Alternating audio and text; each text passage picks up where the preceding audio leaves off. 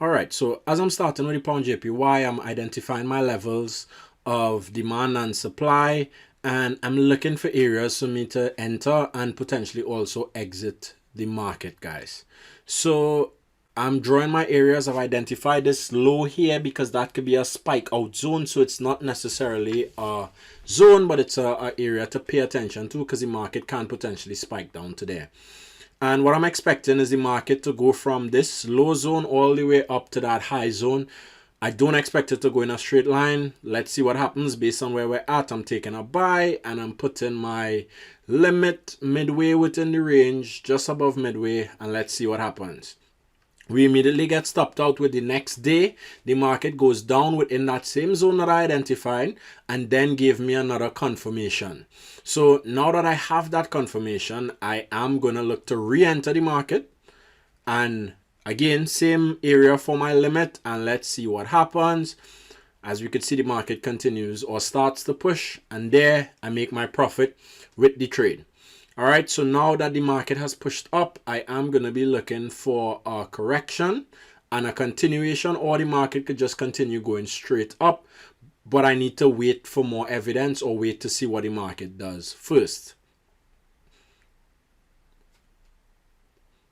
All right, so as I'm pushing more candles, I could see that the market is creating a base right here around this area. So with that base, if I get enough rejection there, it's a good place to enter. So I like the setup, so I'm going to take a trade, and again I'm going to go my target just before the high. Let's see what happens.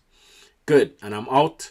So the market held at that new area it created and pushed up. So we still are not all the way back up to the top yet, but let's see what the market does, as I'm expecting it to go up to that zone.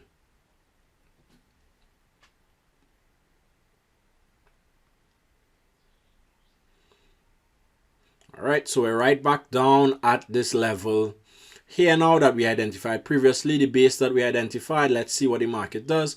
So we do have rejection. We are spiked below again, but we do have rejection. I want to take another buy, and again I'm putting my limit up at the top there. Let's see what the market does.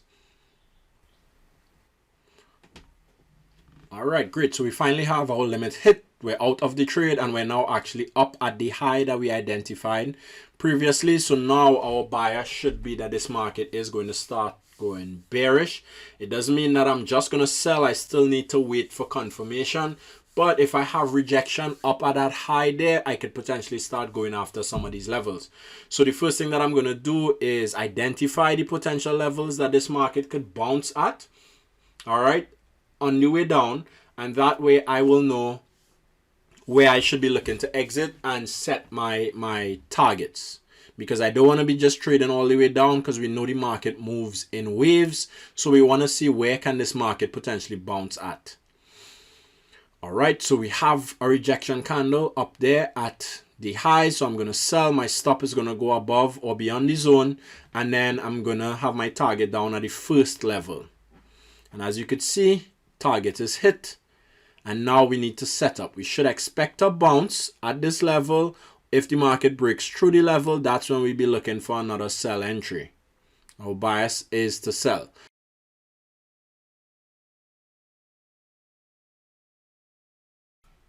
So after we have identified the levels, we could see that the market is rejecting the first level. If we were to take the exact same trade that we've done in the past, where we buy, all right, let's see what happens. And the market starts to move and we immediately get stopped out. Why was this different? The reason why it was different is because the market is now bearish. Remember, on the way up you want to be buying, on the way down you want to be selling. All right, until we have some major corrections.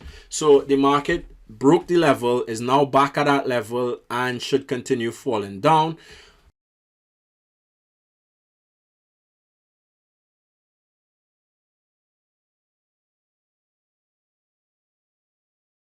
Market came down to this level first, and let's see what happens next. We get stopped out, and the reason for us getting stopped out is because we went after the wrong target, guys. Because we had this target all the way down here, remember I told you all, go after the nearest targets.